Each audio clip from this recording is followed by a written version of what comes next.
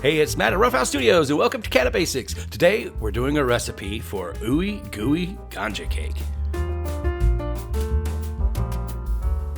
This video is sponsored by Mars Hydro. They're having a great Black Friday sale with great prices on some really great lights, so be sure to check them out at mars-hydro.com. Now let's talk about the ingredients we'll need for our ganja cake. We're going to need 1 pound or 1 regular size package of the white cake mix, 1 egg plus 2 egg yolks, 8 tablespoons of softened butter, regular unsalted butter, divided, 8 tablespoons of Cannabis Infused butter or oil, divided, 1 8-ounce package of softened cream cheese, 1 egg plus 2 egg whites. That's a total of 3 eggs. We'll talk about that more when we get there.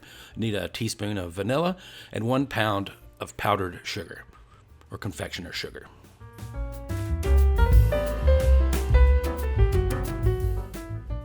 Okay, we're going to start out the recipe by making the crust, and that's where we're going to use that package of white cake mix. Normally this is made with yellow cake, but I'm using white mix, and then we're going to add these 2 extra egg yolks plus 1 egg to make it more of a yellow cake mix. Now you could just use a yellow cake mix if you want and just use 1 egg. But then I'm adding in 4 tablespoons of the softened, unsweetened, or unsalted butter, and then I'm adding in also 4 tablespoons of this is just barely room temperature, but it's a half butter and half oil combined together, infused with cannabis. But you can use cannabis butter, cannabis oil, whichever one, or a mix like I'm using if you like there. Okay, so then we're going to mix all those ingredients together using a hand mixer if you'd like. My butter wasn't quite as soft as I was hoping it was, and so the mixer was giving me a little bit of trouble. So you could also do this with a wooden spoon or a spatula if you're having trouble mixing it with your mixer, or if it's messy. Sometimes the flour goes flying in a hand mixer. So however you want to mix it, you just want to mix that crust and keep mixing it until it's a sort of like a dough, a real stiff dough. It's almost like a cookie dough is what it feels like, which is basically what we're kind of making, a cookie crust. But it's also going to be infused with half regular butter, so you retain the good flavor, but then also the infused butter. Okay, and then I'm adding that into a lightly greased 13 by 9 pan, or baking pan. And then I'm just going to use my hands to flatten it out to about the thickness of a pie crust and about halfway up the sides of the pan. So we're making a sort of a shallow pan, or sort of a cookie container crust for it. It's going to puff up a good bit, so you don't have to be very thick on the edges, and just nice and even all the way around like that. And we can put that in the fridge.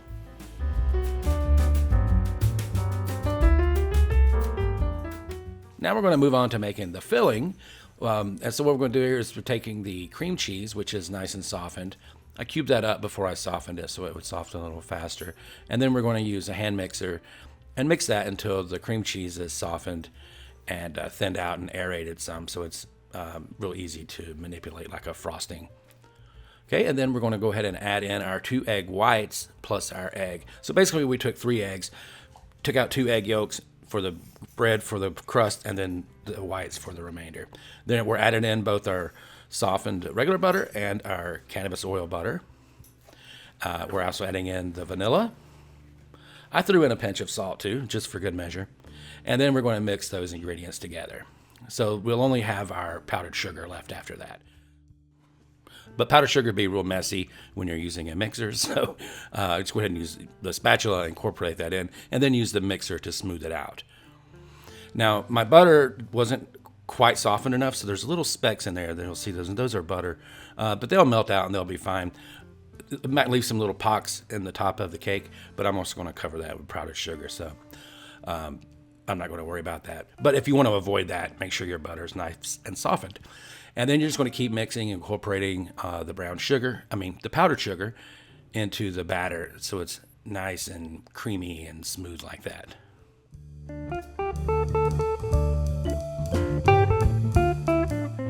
All right, so now we're going to move on to the assembly and the baking.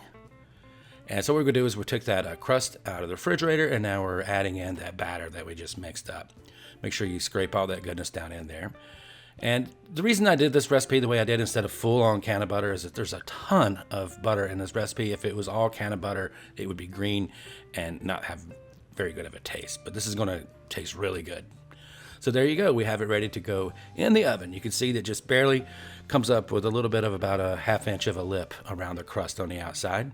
Just shake it, get it down in there, and make it nice and even on the top. Okay, and that's going into an oven. It's preheated to 350 degrees Fahrenheit, and it's going to cook about 45 minutes. Now, you monitor it while you watch, maybe flip it about halfway through so it cooks evenly. And you are looking for your crust to look like this. Just brown, not dark, but just brown around the edges. And then in the center, starting to take on a little bit of a little color in the middle. But so it's still soft and gooey. Now, you do want to let this fully cool off for 2 hours or even overnight before you cut it so that it doesn't fall all to pieces, because it is supposed to be real gooey in the center, and it is. And it's optional, but if you want, you can dust the top with some powdered sugar. Gives it a real nice kind of rustic look and a little bit more sweetness too. So you can see there, it's not a really pretty pie crust edge, but that crumbly looking big kind of cookie crust. It gets real thick and hearty looking. And the center is just like a custardy, just really good. And in this recipe, because there's plenty of regular butter and then some canna butter that had sort of a lemony flavor, the canna butter that I had, the cannabis that I used was sort of lemony. And so it almost has like a lemon bar taste to it. Really one of my favorite recipes of all time for infusing, and great for the holidays. Perfect for a Thanksgiving weekend. Again, this video was sponsored by Mars Hydro. Check out their amazing Black Friday sale at mars-hydro.com. I know it's been a while, so I hope you enjoyed the recipe. If you did, hit the like button. Make sure you're subscribed and hit the bell so you know when we release a new video. This is Matt for RuffHouse Studios. Have a great holiday.